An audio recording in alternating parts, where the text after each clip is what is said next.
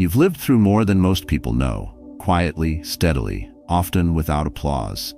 And somewhere along the way, you started believing that being strong meant staying silent, that playing small was safer, that doubting yourself was just being humble. But doubt is not humility. It's a habit, and habits can be broken. This video is not about hype or hollow motivation. It's about remembering the truth buried beneath years of overthinking, setbacks, and second-guessing. It's about learning to see yourself not as the world has labeled you, but as you really are. A man forged by fire, not broken by it. If you've ever stayed up late, questioning your worth, carried responsibilities that no one else saw, or quietly survived days you thought would undo you, this is for you. Not to tell you something new, but to help you reclaim what you've forgotten. You don't need louder opinions or more approval. What you need is silence deep enough to hear your own strength again, and in that stillness, to see how far you've already come. So stay with me.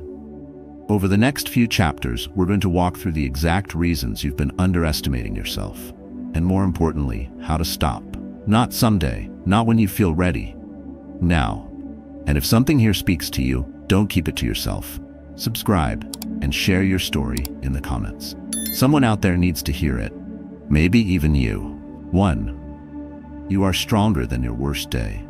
There are days that don't just test you. They try to define you. Days that arrive without warning, collapsing everything you've built with a single sentence, a phone call, or a sudden silence that echoes too loudly. You remember them, don't you? The moment when you stood in front of a closed office door and realized you no longer belonged. The hour you stared at the empty side of the bed after someone you loved walked away, or never came back. The evening the doctor paused too long before speaking. These aren't just memories, they're markers of who you became in the aftermath. Because you're still here. And that simple truth, your presence, your persistence is not an accident. It's the quiet proof that you've always been stronger than your worst day. But strength isn't what people think it is. It's not bravado. It's not volume. It doesn't look like a clenched jaw or a puffed chest.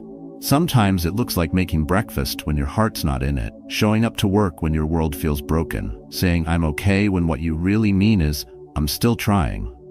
And even trying is enough. The Stoic mindset doesn't ask for perfect resilience. It asks for the next breath, the next step, the next act of will. It reminds you that your power isn't loud, it's consistent. And your survival, however quiet, however unnoticed by others, carries a fire that's more enduring than applause. I remember sitting alone one night, just a few months after a personal loss that gutted everything I thought was stable in my life. My routine had shattered, my sleep had turned shallow. But I still got up, wrote down my thoughts, went for my morning walk, and called my parents just to hear something steady. Those weren't big victories, but they were everything. I didn't bounce back. I rebuilt forward. And that's the truth people forget when they're drowning in pain. Your strength is not proven in comfort. It's revealed in discomfort. It doesn't rise when life is easy. It shows itself when nothing makes sense and you still choose not to quit. Most people underestimate themselves, not because they're weak, but because they don't count the weight they've carried. They remember the breaking points, not the times they bent without snapping.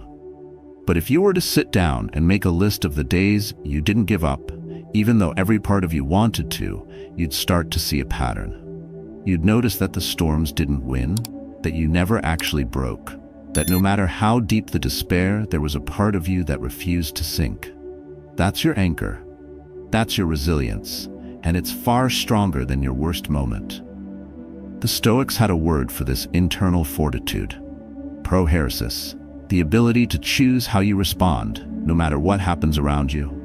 Marcus Aurelius wrote not during peaceful years, but during war, illness, and betrayal. He knew that circumstances don't define a man, character does. And character, just like muscle, only grows under resistance. What you think nearly destroyed you may have actually revealed you. That job loss, that heartbreak, that betrayal, they didn't make you less. They stripped away illusions so you could see what you're really made of. And that's the heart of this. You are not the pain you felt. You are the strength that lived through it. Your worst day is not your identity.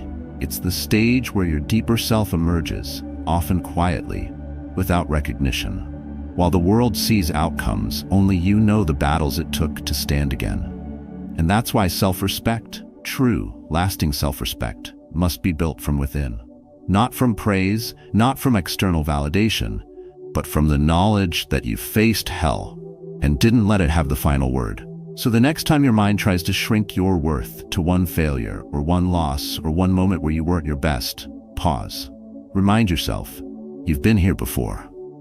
And you rose. Maybe not dramatically, maybe not with fanfare, but you got up.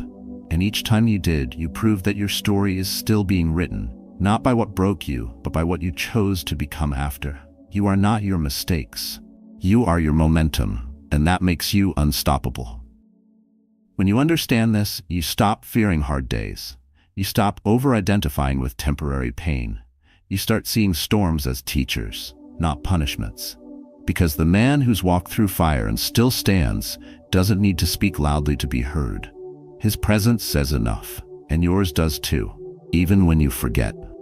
So never let a hard day convince you that it has more power than your ability to outlast it. It doesn't, and it never will. 2. Stop asking for permission to believe in yourself. Confidence isn't something handed to you.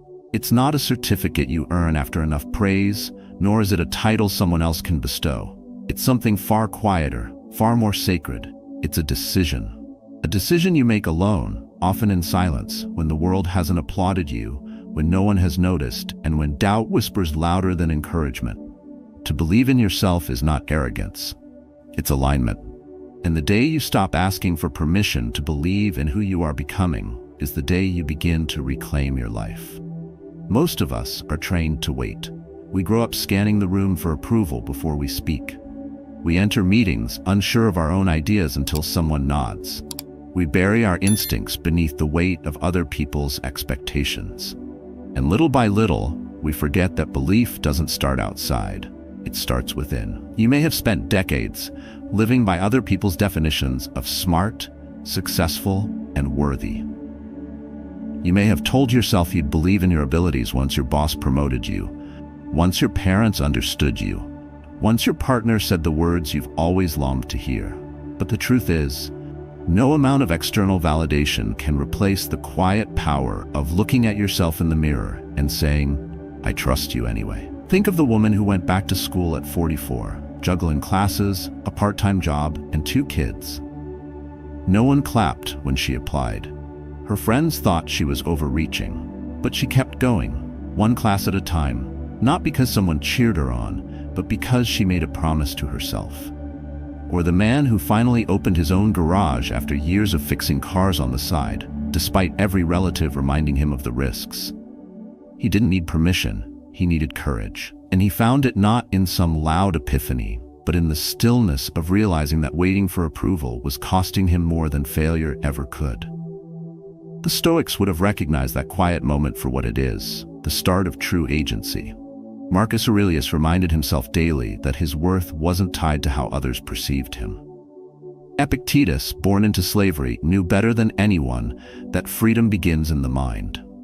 And freedom, in its purest form, is the ability to believe in yourself without waiting for the world to agree. You see, belief doesn't have to be loud. It just has to be real. And that reality often starts on the most unremarkable days, when you wake up before dawn, not because you have to, but because your goal matters more than your comfort. When you choose to speak even though your voice trembles. When you apply, audition, write, submit, lead. Not because you feel ready, but because you know staying silent would be worse. Every time you ask for permission to believe in yourself, you hand over a piece of your inner power to someone else. You shrink your potential to fit into someone's perception of what's safe, and eventually, you start mistaking smallness for humility. But the truth is, self-doubt disguised as modesty will slowly erode your life from the inside out. Believing in yourself doesn't mean ignoring your limits. It means acknowledging them and moving forward anyway. It means letting your self-belief be louder than your self-doubt. Not because you're certain, but because you're willing to try. So how do you practice this kind of belief in a world that constantly demands proof? Start by paying attention to the moments you hold back, not because you're unprepared, but because you're afraid of how you'll be seen. Then act anyway. Make the call. Submit the idea. Join the gym. Apply for the role. Speak the truth. Not to prove anything, but to take up the space that already belongs to you. Let your self-belief be your daily ritual, something you do before the world approves, not after, because that's what builds mental resilience. That's how inner strength philosophy works. You act first. Confidence catches up. The irony is, the moment you stop waiting for permission is the moment others begin to see your strength. Not because you finally did something big, but because you stopped playing small. You didn't need a title to act like a leader. You didn't need an invitation to rise. And the world responds differently to someone who walks with self-trust. Not because they shouted louder, but because they moved with quiet conviction. From now on, let your belief be something you wake up with, not something you chase. Let it live in how you walk, how you speak to yourself, and how you persist when no one is watching. Because that's when it matters most.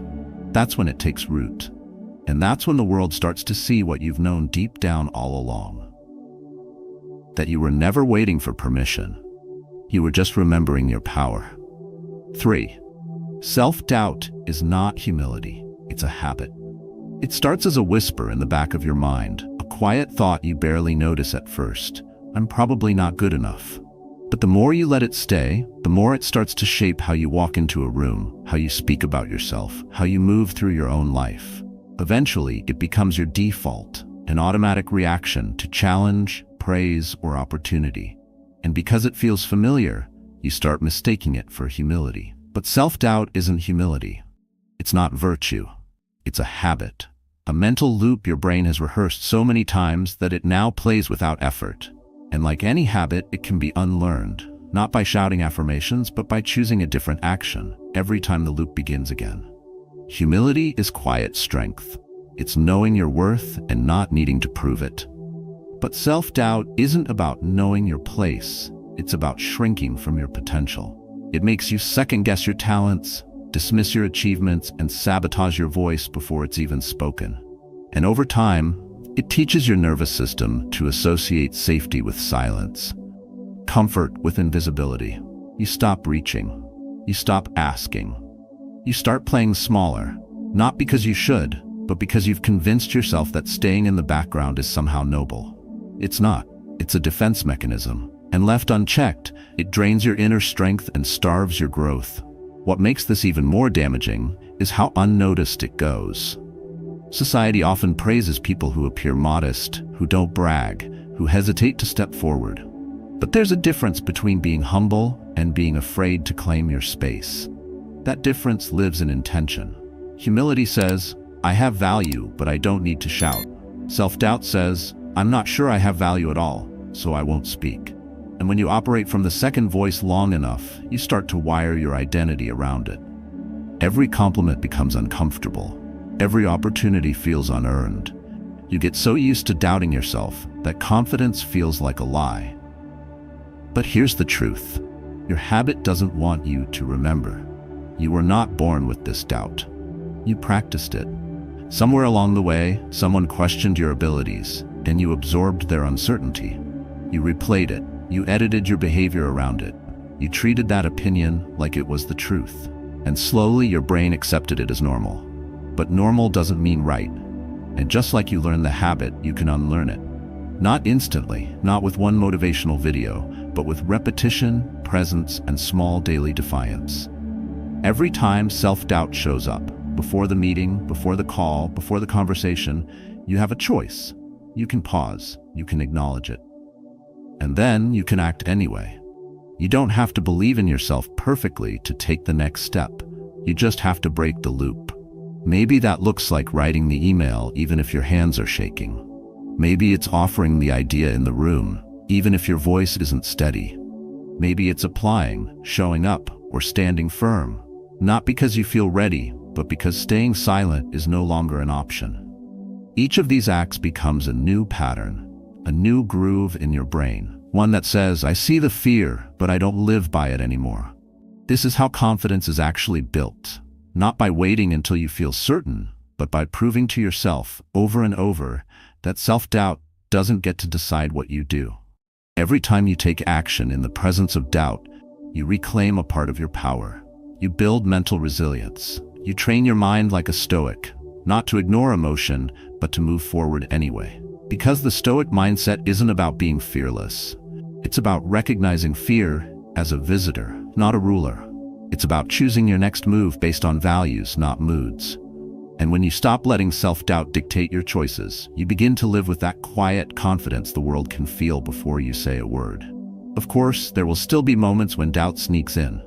That's normal. But now, you know it's not humility. You can catch it, you can name it, and you can respond, not with overcompensation, but with action. One small, grounded step at a time. This isn't about becoming loud or brash. It's about becoming solid, rooted, sure of the fire within you, even when the world hasn't seen the flame yet. And that is the most radical kind of belief. Not the loud kind, not the showy kind, but the kind you practice in silence. The kind that says, even when I question myself, I'll keep going. Even when I'm unsure, I'll take one more step. Because your doubts don't define you. Your next action does. 4. You've survived moments you thought would break you. There are nights when your mind replays a version of the past that almost undid you. The phone call that ended life as you knew it, the betrayal that left you breathless, the silence after a loss so heavy you weren't sure you'd ever speak again. And yet, here you are, breathing. Maybe not loudly, maybe not triumphantly, but still here. And that matters more than you think. Survival doesn't always look like strength. Sometimes it looks like quiet mornings when you didn't want to wake up, like washing the dishes when grief weighed heavier than the plates in your hands, like getting out of the car and walking into work with a smile so no one would see the fire you were putting out inside. But every one of those moments, those ordinary acts in extraordinary pain, was a form of resilience that no one saw, and no one needed to, because the point was never about being seen. It was about staying. It's easy to forget how much you've already endured. The mind, in its cleverness, often rewrites the past, downplays what you've carried, and convinces you that what broke your heart wasn't such a big deal after all. But you know better. You were there. You remember how your hands shook when you signed the papers, how you sat in your car for hours after hearing the news, how your entire chest felt hollow for days, maybe months, and still you stood up. Maybe slowly, maybe clumsily, but you stood, and each time you did, you rewrote your story, not with words, but with action. This is what Stoic resilience truly looks like, not the absence of suffering, but the refusal to let suffering define your fate. Marcus Aurelius didn't ask to feel invincible. He asked to be aligned with his values in the face of adversity. And that is exactly what you've done, often without realizing it. You aligned with survival, with care, with responsibility, with the quiet dignity of carrying on. That is not weakness. That is power disguised as persistence. Too often we measure strength by volume. Who speaks loudest, who posts the most inspiring quotes, and who bounces back in record time. But real strength is rarely loud. It's often unphotographed, unnoticed, and unrewarded. It lives in those long hours when no one checks in. It shows up in the ways you still manage to love, to give, to build, even after life has taken more than its share. It's that small whisper that says, one more day, when every part of you wants to give up. And when that whisper becomes your rhythm, your ritual, your quiet rebellion, you are no longer simply surviving. You are building the foundation for something greater than what was lost. The danger is not in breaking. Every human being will, at some point, feel shattered. The danger is in believing that once broken, you can't be whole again. But wholeness doesn't mean restoration to a past state. It means reintegration. It means allowing yourself to be rebuilt, not in spite of the cracks, but through them. That's how self-belief is born, not in perfect conditions, but in the grit of starting over with nothing but your breath and your will. And here's what most people forget. The very act of surviving your worst days rewires your inner architecture. It teaches your nervous system that pain is not the end. It trains your emotions to weather turbulence without capsizing. It builds quiet confidence, not the performative kind that demands applause, but the rooted kind that simply knows. Knows what you've seen, knows what you've handled, knows what you've refused to surrender, even when surrender seemed easiest. This kind of inner strength doesn't announce itself, but it informs everything. The way you speak, the way you listen, the way you no longer need to prove your worth because you've already earned your own respect in the fire. And when doubt creeps in, when you catch yourself believing you're not capable or deserving, it's that deep lived-through strength that calls your bluff. It says, you've been here before, and you're still standing. When we look at others and think they have it all figured out, we forget that even they carry their own catalog of invisible battles. But you've won wars with no audience. You've rebuilt alone. That matters. It deserves to be honored, not ignored. And if there's one thing this moment asks of you, it's to stop overlooking your own survival as ordinary. It wasn't. It never was. Because every hardship you've lived through has given you something more permanent than pain. Perspective. You now see what really matters. Who truly stands with you. What kind of peace can only be found after chaos. That clarity isn't a reward, it's a responsibility. One you can now use to walk forward with quiet certainty, not because things are easy, but because you've already faced worse and made it through. You don't need a ceremony to mark this. You don't need a headline. What you need is to start acknowledging your survival as evidence, not just that you're strong, but that you're trustworthy. If you could carry yourself through that, you can carry yourself through this. Whatever this is, let this be the moment where you stop defining yourself by what you lost and start remembering what you've reclaimed. You've survived moments you thought would break you, and that means you are no longer breakable in the same way. You've changed, you've grown, and somewhere inside you, that quiet, untouchable strength is ready to rise again. 5. You were not born to play small. Somewhere along the way, you started shrinking yourself. Not because you wanted to be less, but because it felt safer. Safer to stay quiet, safer to settle, safer to keep the peace than to chase the fire you felt rising inside. You weren't trying to betray yourself, you were trying to belong. But belonging that demands you fold yourself into corners is not belonging, it's abandonment. And no matter how long you've done it, you were never meant to live that way. You were not born to play small. Think about it. That thing you keep pushing down, the urge to write, to build, to speak, to lead, it's not random. It's a calling, one that keeps knocking long after you've stopped answering. But here's what most people don't tell you. The world will rarely give you permission to dream boldly. In fact, it often resists those who do. Playing small fits more neatly into its structure, doesn't stir the waters, doesn't threaten the expectations others have placed on you. But you weren't made to live neatly. You were made to live fully. And that fullness begins where you stop apologizing for taking up space. Look at Ava, a 47-year-old nurse from Milwaukee who spent 2 decades in scrubs, always showing up for others, never once letting her own passions speak. Her life was practical, dependable, and invisible. But when her daughter left for college and the quiet hit her like a wave, something inside her started whispering, photography. She used to love it, used to lose hours in it, used to dream about opening a studio for older women to see themselves as art. At first, she brushed it off. Too late, she told herself. What will people say? But the whisper didn't leave. It grew louder. And one Saturday morning, she picked up her old camera and walked to the park. Now, Ava teaches weekend classes and photographs women in their 60s, 70s, and 80s in natural light, capturing the beauty no one talks about. She didn't ask for permission. She simply stopped playing small. What changed? She stopped confusing fear with reality. Fear said, you're too old to start. Reality said, you've lived long enough to know what matters. And when you reach that point, when you start trusting what lives inside more than the noise outside, you begin to reclaim the life that was always yours. So many of us adjust our dreams to fit the limitations others have placed on themselves. We mute our voice in rooms that were never built to hear us. We quiet our gifts so others don't feel threatened. But shrinking doesn't protect you. It erodes you, quietly, day after day, until you wake up in a life that looks nothing like the one you were meant to live. Marcus Aurelius wrote not to impress, but to remind himself of what mattered.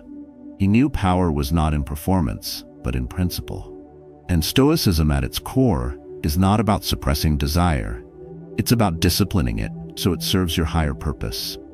If something keeps pulling at you, it's not indulgence, it might be direction.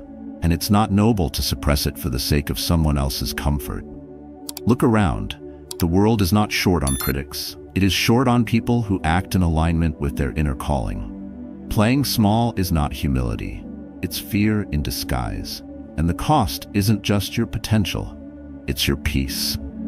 Because when you know you were made for more and you keep choosing less, something in you will always feel restless. There's nothing arrogant about believing in your capacity. There's something sacred about honoring the gifts that were placed in you before the world tried to shape you. The people who inspire us most are rarely the loudest. They're the ones who finally stopped waiting, stopped diluting their fire, stopped making themselves digestible to people who never had the stomach for boldness. And you don't need to wait for a life crisis to wake up. You don't need to lose everything to remember who you are. You just need to decide, right now, that enough is enough. That you will no longer water yourself down to fit someone else's version of who you should be. But you will write, you will build, you will lead, you will return to the fire within. It doesn't have to be a dramatic leap. Maybe it starts with 15 minutes a day. Maybe it means saying no to what no longer serves you. Maybe it's speaking up in the next meeting, or signing up for the class, or taking your camera to the park like Ava. Whatever it is, it begins when you stop shrinking and start stepping. You were not born to blend in. You were born to bring something only you can. And when you honor that, when you stop playing small, stop making excuses, stop seeking permission, the world begins to shift. Not because it suddenly believes in you, but because you finally do. And that's the moment everything changes. 6. Progress doesn't have to be loud to be real. Some of the most powerful changes you will ever make in your life won't come with applause, recognition, or a single word of praise, and that doesn't make them any less real. In fact, the quiet wins, the ones only you notice, are often the most transformative. We live in a world that celebrates noise, loud ambition, public declarations, visible success. But the truth is, progress is not always photogenic, not always worth posting, and certainly not always made for display. Real change often begins in silence, early mornings, quiet sacrifices, and decisions you make when no one is watching. Think of Daniel, a 58-year-old auto technician in Ohio, who used to drink every night to numb the weight of disappointment he couldn't put into words. Not because he didn't love his family, not because he didn't try, but because somewhere along the line, he started believing he had failed. No one told him to stop. No one gave him an intervention. One day, he simply woke up tired, not of life, but of losing little pieces of himself. So he decided to go one night without drinking. Just one. No promises, no public declarations, just one choice. That night turned into 2, then a week. Eventually, Daniel marked 30 days. Still, no one knew. But when he looked in the mirror each morning, he saw a man slowly finding his way back. His kids didn't notice the difference right away. His coworkers never mentioned it. But Daniel knew. And that was enough. What makes progress matter isn't how loudly you announce it, but how deeply you commit to it. There's a quiet kind of strength in doing the work when the work isn't being rewarded. Stoic wisdom teaches us that virtue is its own reward, not because it brings admiration, but because it aligns us with our highest selves. In a world obsessed with optics, this is a radical act, to keep going even when no one claps, to resist the urge to measure your worth by the number of eyes watching you. This is how real confidence is built, not in public applause, but in private integrity. Because not every victory is meant for an audience. Getting out of bed on a hard morning is a victory. Saying no to the thing you always give into, that's a win. Choosing silence instead of lashing out, spending an hour reading instead of scrolling, showing up at the gym even when your body feels heavy with regret. These things are not small. They are evidence that something within you is shifting, even if the world can't see it yet. There's a reason why oak trees grow deep roots before anyone ever sees them rise. What's built in silence is often what lasts. But we are conditioned to believe that if something isn't broadcast, it doesn't count. That if progress isn't loud, it isn't real. And so we rush to show the world our results, even when our foundation is still fragile. But growth that's rushed to impress others rarely sustains. What you build slowly, deliberately, with intention, and without approval becomes part of who you are. And that is something no one can take from you. It's okay if you don't have a highlight reel. It's okay if your journey looks nothing like what others are sharing online. You're not behind. You're not broken. You're building. And building is messy, slow, and unglamorous. But it's sacred work. Because every time you make a choice that your former self would have avoided, you are proving something important. Your doubts don't define you. Your habits don't hold you. Your past doesn't dictate your direction. If you need validation, let it come from your own reflection. Ask yourself, are you more patient than you were a month ago? More honest? More present? These are the markers of real transformation, not how many likes you got, but how much self-trust you've built when no one's watching. True progress happens in moments the world never sees. So don't wait for a cheerleader. Don't stall your healing until it looks impressive. Every small change you make matters, and sometimes the quietest changes are the ones that echo the loudest in your life. You don't need everyone to know you're doing better. You just need to feel it. And once you do, you'll realize something profound. It was never about proving anything to them. It was about returning to yourself, one silent win at a time. 7. Fear isn't a stop sign, it's a teacher. Fear isn't the enemy, it's a signal. It's the tightening in your chest before a conversation you've avoided, the hesitation in your hand before sending that application, the racing heart just before you speak your truth. But what if fear wasn't there to paralyze you? What if instead it was pointing you toward the exact place you're meant to grow? The moments that scare you the most are often the ones most aligned with your transformation. Because fear doesn't always mean you're doing something wrong. It often means you're doing something important. When we were children, fear kept us safe. Don't touch the stove, don't run into traffic. But as adults, fear often overreaches. It begins to protect us not just from danger, but from discomfort, from uncertainty, from being seen trying and possibly failing. And yet, most of what's worth doing lies just beyond that discomfort. Starting over after a layoff, saying what you really think in a room full of silence, admitting you're not okay. These aren't signs you're weak or lost. They're moments of becoming, quiet invitations from life to expand. The Stoics believe that fear has a natural part of being human, but how we relate to it defines who we become.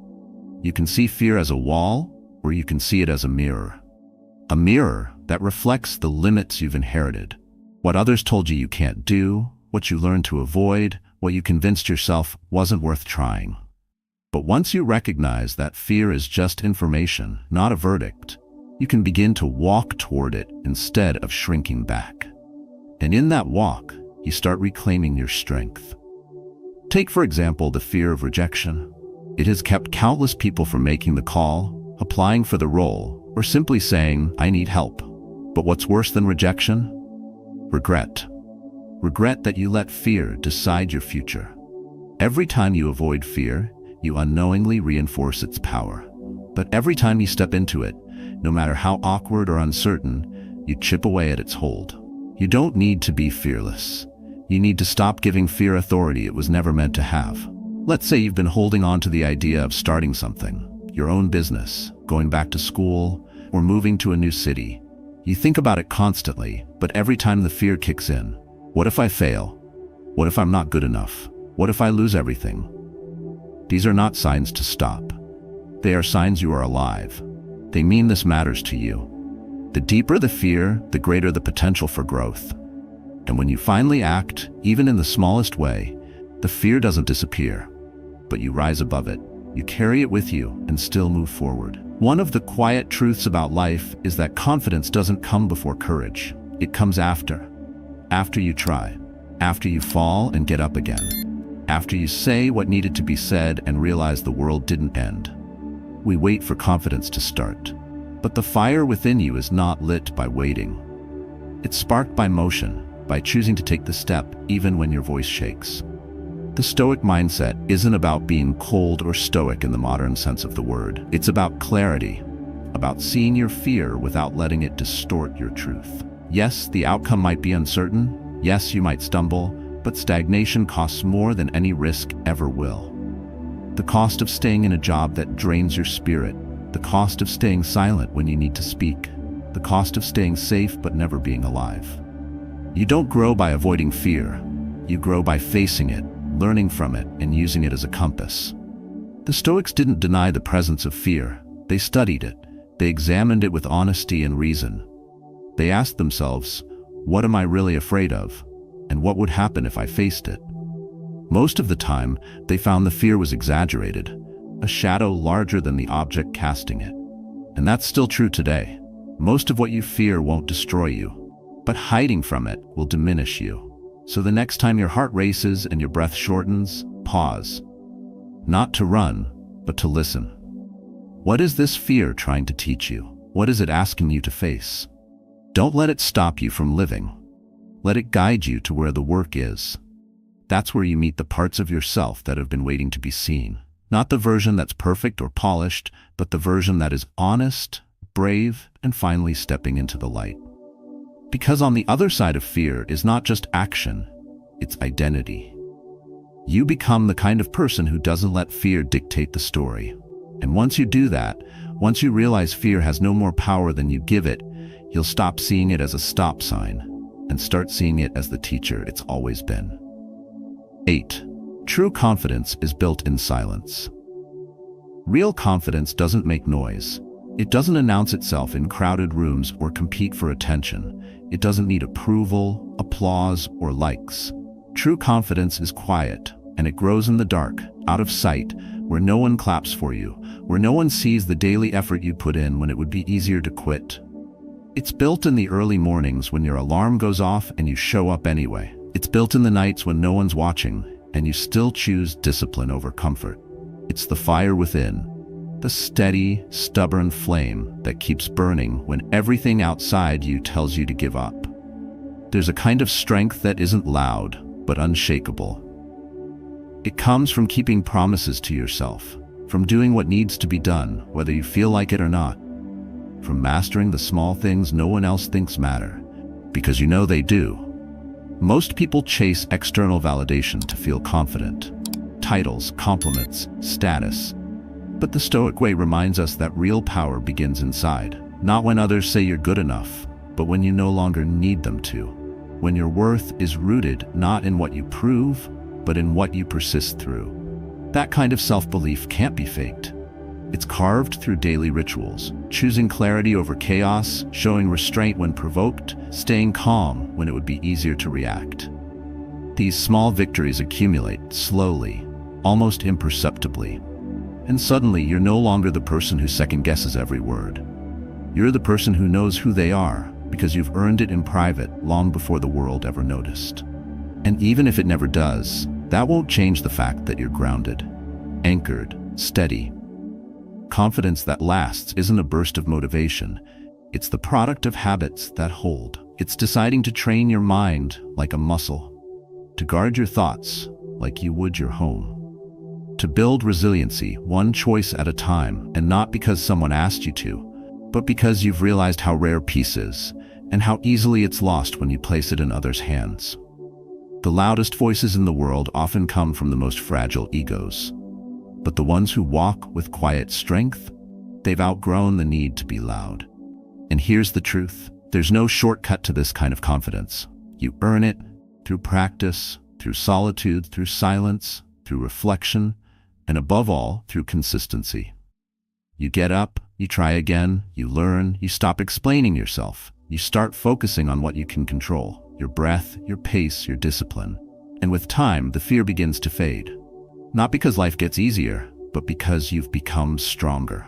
Stoicism teaches us that external events don't define us. Our response to them does. And when you respond from a place of grounded self-trust, you become untouchable. There's something profound in the way a man who knows himself carries himself. He doesn't need to say much. His actions say it all.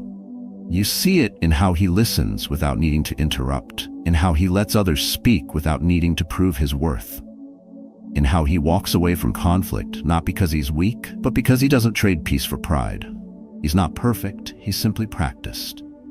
And that practice, repeated quietly, daily, faithfully, is what built the steel beneath his skin. In a world that rewards shouting, flashing, and overexposure, choosing to grow in silence is rebellion. But it's also healing. It returns you to yourself. It helps you hear your own voice more clearly. It lets you untangle the noise of the world and anchor into your own inner stillness. You realize you don't need to rush, compare, or impress. You just need to keep showing up. Because every time you do, the roots grow deeper. And one day, without warning, you realize you've become someone you once looked up to. So don't wait for the crowd. Don't chase the spotlight. Build your confidence in the quiet hours. Water it with effort, protect it with discipline, nurture it with truth. Speak less but mean more. Do more but boast less. And when the world wonders where your calm comes from, you'll smile, not because they finally see it, but because you've known all along that true confidence was never theirs to grant. It was yours to claim, and you did. In silence, you've made it this far, and that means something. Not just that you watched a video, but that you're ready to reclaim something you've forgotten. The quiet, unshakable strength that's always been inside you. The world might have tried to define you by your failures, your fears, or the things you haven't done yet. But those things don't get to tell your story. Only you do. And the moment you stop underestimating yourself, everything begins to shift. Not overnight, not with noise, but steadily, like roots growing under the surface, deep, firm, unseen, but unstoppable. You are not your doubts. You are not the hesitation you feel when you wake up in the morning. You are not the voice that whispers, "not good enough." You are the one who gets up anyway, who keeps going, who keeps trying. And that matters. Whether you're building self-belief one quiet morning at a time or still finding the strength to take the first step, this is your path, and it's worth walking. With resilience, with clarity, with that fire within you that never really went out. If any part of this message spoke to your soul, I invite you to share your story in the comments below. You never know who you might inspire just by being honest. And if you know someone who doubts their own strength, consider passing this along. They might need it more than they show.